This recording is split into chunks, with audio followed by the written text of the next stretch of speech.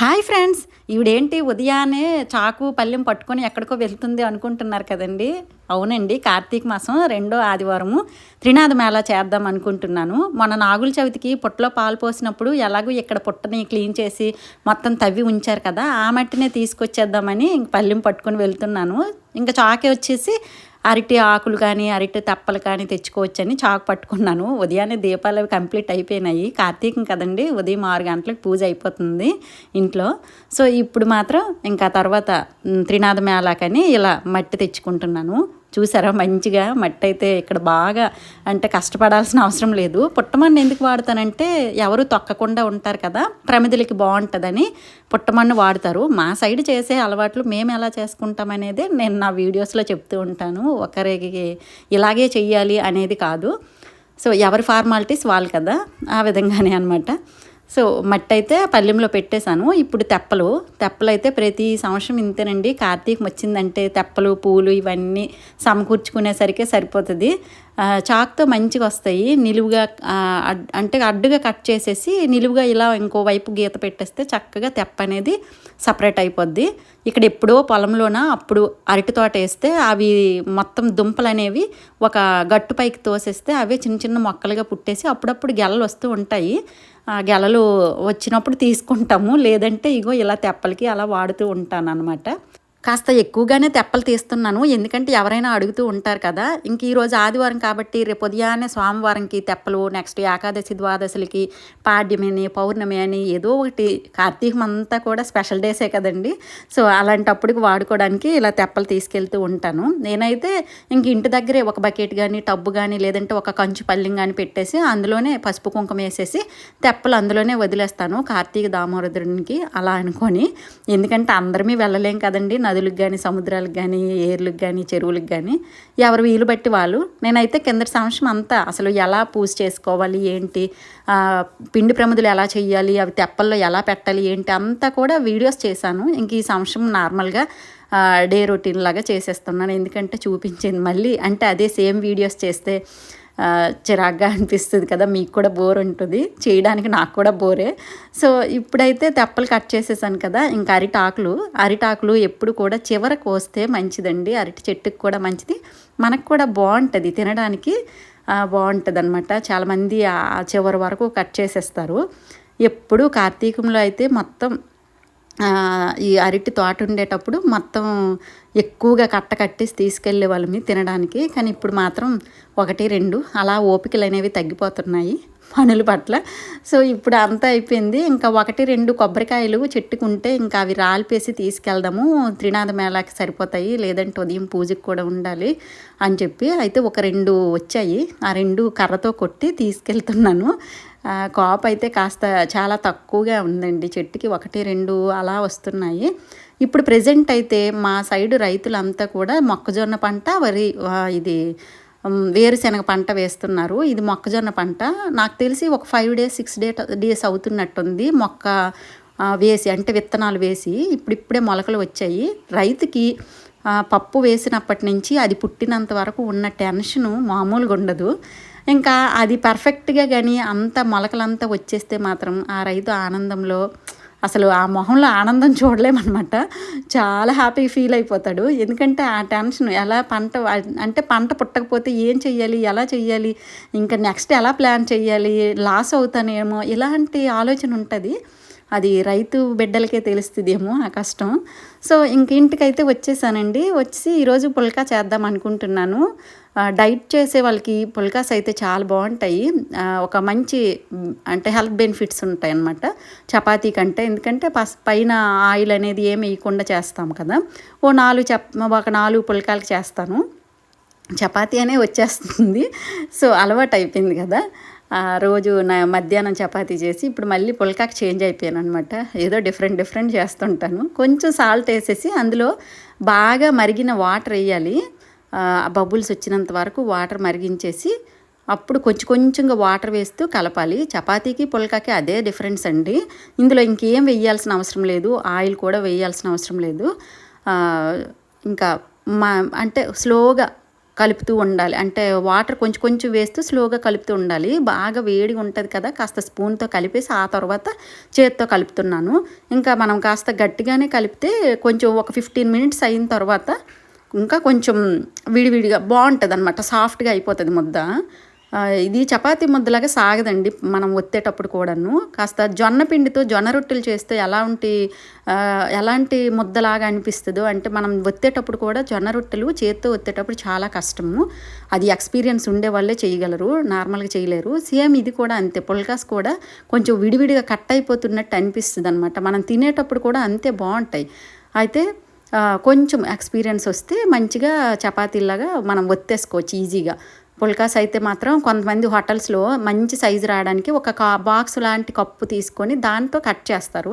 ఇంట్లో కదండి, ఇంకా అందుకనే నేనేం షేప్స్తో సంబంధం లేకుండా నార్మల్గానే చేసేస్తున్నాను. చాలా బాగా పొంగుతున్నాయి. ఈ ప్యాన్ వచ్చేసి నేను 50 రూపీస్కి తీసుకున్నాను. ఊళ్ళో బళ్ళు వస్తాయి కదా, ఒకసారి అలాగే మంచిగా ఈ మట్టి సామాన్లు బళ్ళు వస్తే అందులో నుంచి ఒకసారి ఏమైనా అంటే శాంపిల్కి తీసుకుంటాను, ఇవి ఎలా పనిచేస్తాయి ఏంటో చూద్దామని చెప్పి తీసుకున్నాను. చాలా బాగా వర్కౌట్ అయిందండి, నాకైతే చాలా బాగా నచ్చుతుంది. లాస్ట్ వీడియోస్లో కూడా చెప్పాను కదా, ఎందుకో మట్టి పాత్రల మీద మనసు వెళ్ళింది, మంచిగా మట్టి పాత్రలు వాడాలనిపిస్తుంది. ఆల్రెడీ ఇది చాలా రోజుల నుంచి వాడుతున్నాను. ఏంటి బ్లాక్ ఉంది అని కామెంట్ బాక్స్లో కామెంట్ చేయొద్దు ఫ్రెండ్స్, ఎందుకంటే రోజు క్లీన్ చేసినా అలా రోజు రెగ్యులర్గా వాడుతున్న కొద్దీ అలా అయిపోయింది. ఏమైనా టిప్స్ ఉంటే చెప్పండి, ప్రాబ్లం లేదు. సో నేను కూడా తెలుసుకోవాలి కదా. నాకైతే ఇంకా ఏమో ప్యాన్ రోజు అలా చపాతీలు చేస్తుంటే అలా అయిపోతుందేమో అని చెప్పి అనుకుంటున్నాను అనమాట. కింద ఈ ప్యాన్కి సపోర్ట్ ఉండడం వల్లనేమో ఎక్కువ రోజులు బాగానే మళ్ళీకైతే వచ్చింది. పుల్కాస్కి అయితే పైన ఎటువంటి ఆయిల్ కానీ వాటర్ కానీ ఏమి వేయాల్సిన అవసరం లేదు. డైరెక్ట్గా మనం ప్యాన్ హీట్ ఎక్కిన తర్వాత చపాతీలాగే పుల్కా వేసేసి అంటే అది మనం ఒత్తింది వేసేసి ఇంకా నార్మల్గా చేసేయడమే. అయితే ఇవి హాట్ బాక్స్లో వేసేసి ఒక 10 మినిట్స్ అలా ఉంచిన తర్వాత తింటే బాగుంటాయి అన్నమాట. సో అవి అయితే హాట్ బాక్స్లో వేసేసాను. ఇంకా తర్వాత ఒత్తులు చేద్దామని కూర్చున్నాను.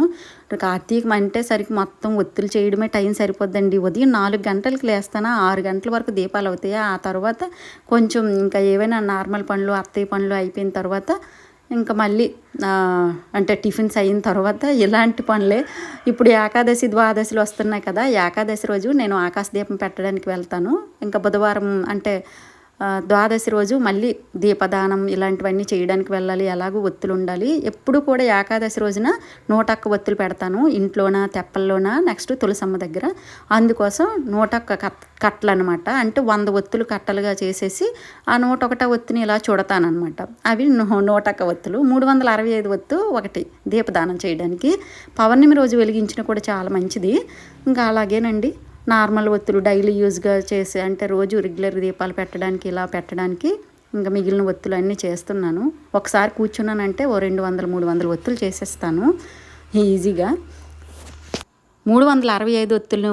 నెక్స్ట్ ఇది ఉసిరికాయల్ని ఇలాగ దానం చేస్తే చాలా మంచిది.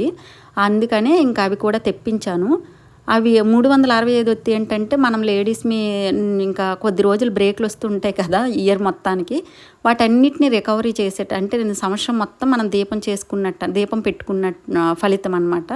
అందుకు 365 ఒత్తు పౌర్ణమి రోజు వెలిగించుకోవడము, ఇంకా దీపదానాలు చేసుకోవడము, శాఖదానం, ఇంకా ఆకాశ దీపాలు, నక్షత్ర దీపాలు అన్నీ అంతా అసలు ఫుల్ హడావిడండి.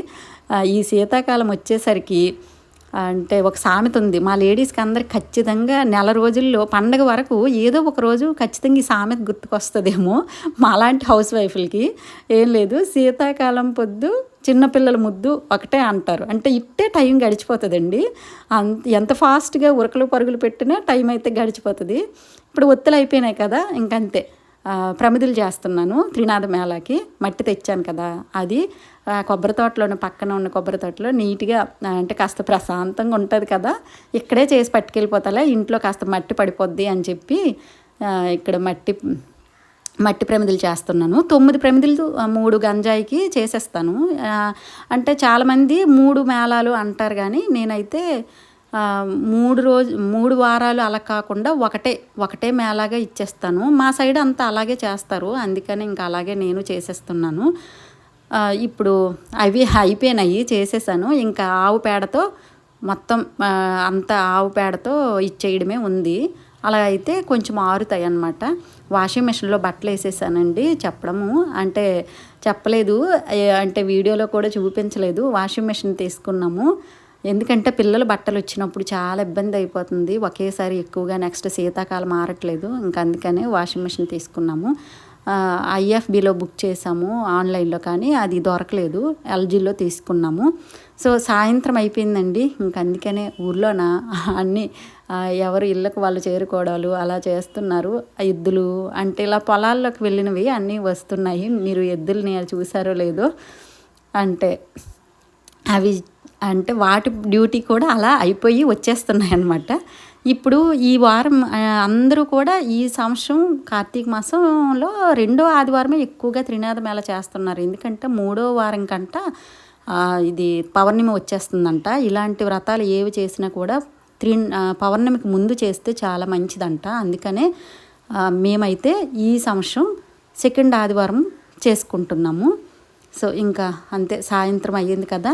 నేనైతే ఈరోజు ఇల్లు మాపు పెట్టడము, సోమవారంకి ఆదివారం త్రినాద మేళ కలిపి ఉదయం కాకుండా 3 గంటలకి అలా పెట్టాను. రేపు ఉదయం మరి పెట్టకుండా నార్మల్గా డైలీగా దీపాలు తెప్పలు ఇలాంటివన్నీ కొంచెం టైం అడ్జస్ట్మెంట్ అవుతుంది అంతే. సో ఇంకా వెంటనే అంటే సాయంత్రం అయిపోయింది కదండి, పూలు ఇంకా మర్రి ఆకులు, మామిడి ఆకులు అన్నీ తెప్పించుకుంటున్నాను. అసలు 1.5 hour 2 hours ఇవన్నీ తెచ్చుకునేసరికే టైం సరిపోద్ది. 4 నుంచి స్టార్ట్ చేస్తే 6:30 అలా అయిపోయింది పూజ స్టార్ట్ చేసేసరికి. ఇవన్నీ సర్దుకునేసరికి కొబ్బరికాయలు కూడా ఒలిపించేసుకున్నాను. నార్మలేనండి, 9 చెంబులు పెట్టుకోవడము, ఆ 9 చెంబుల్లో వాటర్ వేయడము, ఇంకా మర్రి ఆకులు మామిడి ఆకులు వేసుకోవడము, ఇలా చుట్టూ పసుపులు రాసి బొట్లు పెట్టడము, పీటను కూడా పెట్టేసుకున్నాను. స్వామివారి ఫోటోని తెచ్చుకున్నాను అక్కడ నుంచి.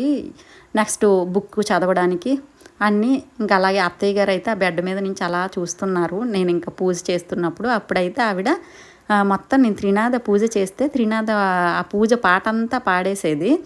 నెక్స్ట్ అందరికీ బుక్కులు అవి చదవడానికి వెళ్ళేవారంట.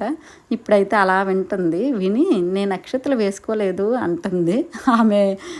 అంటే పూజ చేస్తుంటే, నేను పూజ చేస్తుంటే ఆవిడ అక్షంతలు వేసి దండం పెట్టుకుంటారు అంతే. వడపప్పు నానబెట్టేశాను. మా సైడు వడపప్పు నానబెట్టేసి బెల్లం నైవేద్యంగా, అంటే వడపప్పు బెల్లం నైవేద్యంగా పెట్టేసి తర్వాత అరటిపళ్ళు, నేను 9 తాంబూలాలు పెడతాను. 9టికి 2 అరటిపళ్ళు పెడతాం కదా, ఆ అరటిపళ్ళు ఆకులు చెక్కలు అవన్నీ కలిపేసి మిక్స్ చేసేసి అంతా అక్కడ బయట ఎవరు కనిపించినా వాళ్ళకి పంచి పెడతారు. ఇంకా ఊరంతా పిల్లలైతే ఈ ప్రసాదం కోసమే తిరుగుతూ ఉంటారు. పల్లెటూరులో ప్రతి చిన్నదాన్ని కూడా భలే ఎంజాయ్ చేస్తామండి, అదొక హ్యాపీ అన్నమాట. సో అరటిపళ్ళు అయితే విపరీతమైన కాస్ట్ ఉన్నాయి కదా, కొబ్బరికాయలు అరటిపళ్ళకి బాగా ఈ కార్తీకంలోనే కాస్ట్ అనమాట. పూలకేమో పెళ్ళిళ్ళు సీజన్ అప్పుడు పూల కాస్ట్ ఎక్కువ. ఇంకా త్రినాద వారు చూడండి చాలా బాగా అలంకరించేశాను నాకు తెలిసినంతలో, నా ఓపిక బట్టి. సో ఎప్పుడు 2 పీటలు పెట్టేదాన్ని, కానీ ఈసారి 2 పీటలు పెట్టడానికి అక్కడ ఉండిపోయేవి. అందుకని ఇక్కడ ఒక పీట పెట్టేసి సింపుల్గా పూజ చేసేస్తున్నాను. అంటే ఎవ్వరు కూడా ఈ మేళాన్ని మిస్ అవ్వరండి. మా ప్రాంతంలో అయితే ప్రతి ఒక్కరూ చక్కగా ఈ పూజ చేస్తారు. ఎంత పూజలు ఇంట్రెస్ట్ లేని వాళ్ళు కూడా చక్కగా ఈ పూజ అయితే ఖచ్చితంగా ఈ మేళా చేసుకుంటారు. ఏంటో కానీ అయితే ఈ స్వామివారికి మాత్రం తెలిసిందే కదా, గావంచ పంచ ఒత్తులు, నువ్వుల నూనె, గంజాయి, ధూపం, ఇవి చాలా ఇంపార్టెంట్. మర్రి ఆకు, అందుకనే ప్రతి ఒక్కరు కూడా నువ్వుల నూనె, గావంచ పంచ ఒత్తులు వాడతారు. నేను ఆ గావంచ పంచ ఒత్తికైతే ఒక గావంచని సైడ్కి పెట్టేసుకుంటాను, ఇలా ధూపాలకని వైట్ పంచ, అది వాటినే యూజ్ చేస్తాను. ఇంకా అందరికీ పంచి పెడతాను. ఈ మాసంలో ఎటువంటి దానం కూడా చాలా మంచిదండి. అంటే ఉసిరికాయ దానం కానీ, లేకపోతే పళ్ళు కానీ, పూలు కానీ, ప్రతి ఐటెం కూడా ఏ చిన్న వస్తువు దానం చేసినా కూడా మంచి ఫలితాలను ఇస్తాయంట. సో ఎవరికి వీలైనంతగా వాళ్ళు, అంటే కనీసం ఒకరికి వృద్ధులకి భోజనం పెట్టడం కానీ, లేదంటే ఫలదానం కానీ, వస్త్రదానం కానీ, ఇలాంటివి ఏవైనా వీలైనంతగా ఎవరికి వీలైనంతగా వాళ్ళు దానం చేసుకుంటే చాలా మంచిదని చెప్తున్నాను. ఇంకా మా పెద్దలు ఎలాంటి ఫార్మాలిటీస్ ప్రకారం ఈ త్రినాథ మేళ ఇలాంటివన్నీ చేస్తారో నేను అదే విధంగా చేసుకుంటానండి. ఎటువంటి కొత్త ఆచారాలు కొత్త ఇవి నేను పెట్టను. రొటీన్గా పూజలు అనేవి చేస్తూ ఉంటాను. సో అంతా రెడీ చేసేసాను. ఒక్కలమే ఉంటాం కదా, పక్కన ఏదైనా మర్చిపోయినా కూడా లేచి ఇవ్వడానికి ఎవరు ఉండరు కాబట్టి అన్నీ 1-2 సార్లు చెక్ చేసుకుంటూ పూజ దగ్గర అంతా ఫైనల్గా అన్ని జ్యోతులు వెలిగించేశాక నిల్చోకూడదు, జరగకూడదు అంటారు. అందుకని అన్నీ లాస్ట్లో జ్యోతి వెలిగించేసి అన్నీ ఒక దగ్గర పెట్టుకొని కూర్చొని త్రినాథ మేళ వ్రతం అనేది చేస్తాను. ఈ సంవత్సరం అయితే మేము కార్తీక మాసం 2వ ఆదివారం చేసుకుంటున్నాము.